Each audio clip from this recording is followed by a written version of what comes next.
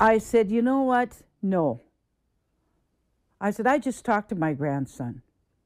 And I said, you have lied to me for 2 solid days. Scammers are cashing in on the love of grandparents. It's not a new scam, but a couple in the Valley City area just wasted $7,000 on their grandson who wasn't even in jail. Valley News Team's Cornelius Hawker is sharing their story tonight as a reminder for you to check in on your parents and grandparents to make sure they're not falling for a scam like this one. When I got the phone call, it was like somebody crying way in the back. And it said, Grandma, Grandma, I'm in jail. This Valley City woman and her husband, who wished to remain anonymous, have been taken for a ride over the last couple of days. On their walls, pictures of their grandkids, one of whom they believed was in jail and they needed to bail out because of a frightening phone call. I just don't think I should do this. And then he said, well, what means more to you? Your grandson or your money? And I said, really? Really? For the love of their grandson, the couple withdrew $7,000, and then the man over the phone, who called himself Sergeant Green, gave them specific instructions on how to send the money. Count out the money. You get a magazine, a plain magazine. It doesn't matter what kind of magazine, a magazine. I said, just a plain magazine. Yep, and you take this money and you put it in between pages. So it doesn't bulge, just put it in between the pages like I'm telling you. The money was sent via UPS overnight, a demand the scammer made after she had purchased ground delivery, all the while controlling the elderly couple. He said, you're doing the right thing, but he says, you can't tell anybody, and you can't go talking about everybody. You can't go talk to your friends and stuff about this, because he says, you don't want this out, because you're, I said, well, I guess I don't know what I want. The next day, the scammer asked for more money, a cool $8,500, and the couple went to get more, but that's when their teller, who knows them, got suspicious. The girl said, you know, what are you doing with this money? I mean, what's going on? And I told the gal the day before when she asked me, she said, I said, I'll tell you tomorrow, because I'm not supposed to say a word. I'm not supposed to talk to no one. I'm not supposed to do anything. He had me so paranoid that I didn't know what I was doing. Long story short, the woman called her family and they helped her figure out this was a scam. As for the scammer, he wasn't too happy about her not listening to his orders and calling her grandson. I said, I just talked to my grandson. I said, I talked to him. You didn't. And he just screamed. He just screamed. And I said, wait a minute. And he said, I told you, you blew it. You blew it. You really blew it. And I said, maybe I did. I said, but I should have did this before. That was Valley News Team's Cornelius Hawker reporting. The couple in this story says they've learned their lesson the hard way. They're out $7,000 and they've even had to change their phone number. By telling their story, they hope that others won't fall for the same scam. And if you need help uncovering fraud and corruption in your community, call us on our whistleblower hotline. That number is 701-237-6576, and then leave your tip. A member of our investigative team will get on the case and go to work to expose the truth. A West Fargo man is in the hospital being treated for a gunshot wound, and 2 Becker County Sheriff's Office deputies are on administrative leave after a police chase that led to a shooting just east of Audubon. The Minnesota Bureau of Criminal Apprehension identifies the man who fired at deputies as 55-year-old Dean Minerath of West Fargo. 2 Becker County deputies pursued the vehicle Minerath was driving after someone had called 911 to report it. He then had threatened to kill people near Cormorant. Deputies spotted Minerath's car and attempted to stop it, but then he led them on a chase reaching speeds of 95 miles an hour. His car had to be stopped by spike strips on Highway 10 just east of Audubon. That's when police say Minerath got out of the vehicle and pointed a rifle at the deputies, who both fired their weapons, hitting Minerath. He was later transported to Essentia Health in Fargo. No officers were hurt, but authorities interviewed a passenger who was in Menorah's car during the pursuit, but released that individual. Now, once the BCA's investigation is complete, it will pass its findings over to the Becker County's Attorney's Office for final review. Again, we're still waiting on an update on Menorah's condition.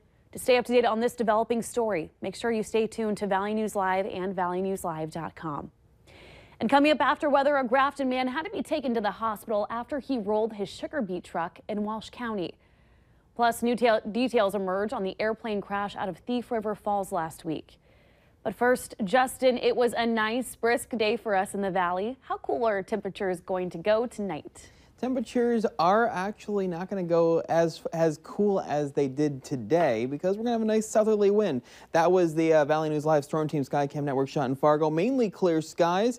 And temperatures are going to be into the mid-50s. They're in the mid-50s right now in Fargo, near 50, Jamestown, Valley City, 53 at Devil's Lake, and lower 50s as you make your way from Detroit Lakes to Fergus Falls. Wind speeds mainly from the south between 5 and 10 miles per hour. They will increase as we go through the overnight period. Here's the satellite loop, just a few passing clouds, especially into our northeastern counties. And that is it for the moisture. High pressure is cresting over us as it moves off to the east. We're going to see more of a southerly flow, and that will increase as this frontal boundary does approach. And it will make its way through as a warm front as we go Saturday night into Sunday and increase the chance of some rain. Here's the hour-by-hour forecast. Mainly clear skies.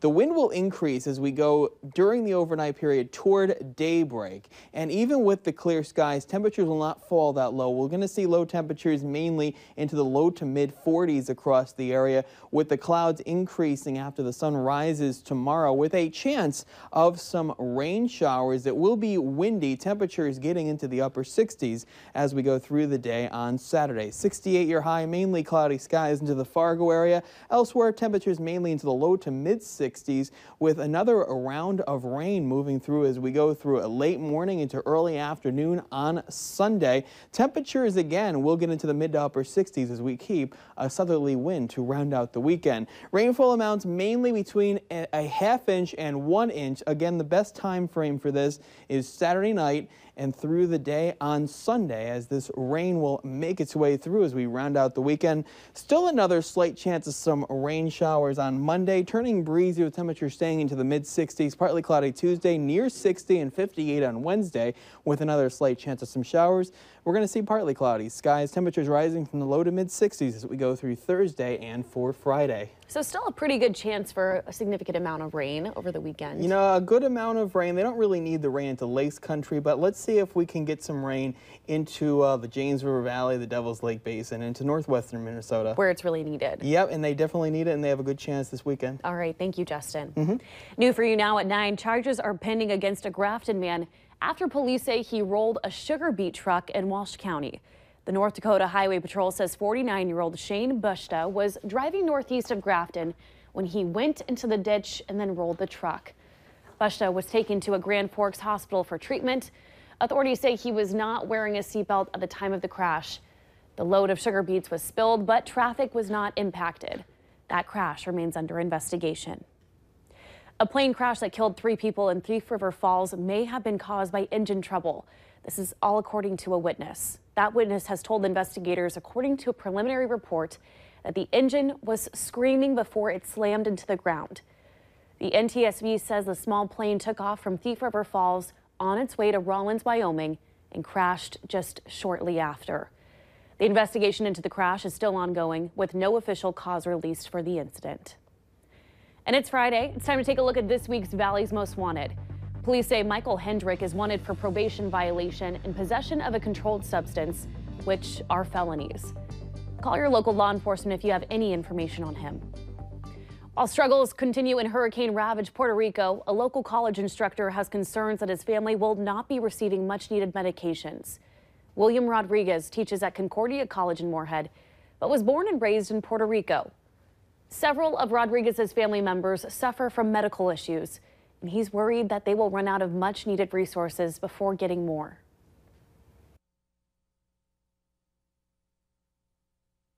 My sister is diabetic, my grandmother's diabetic. My sister also suffers from lupus.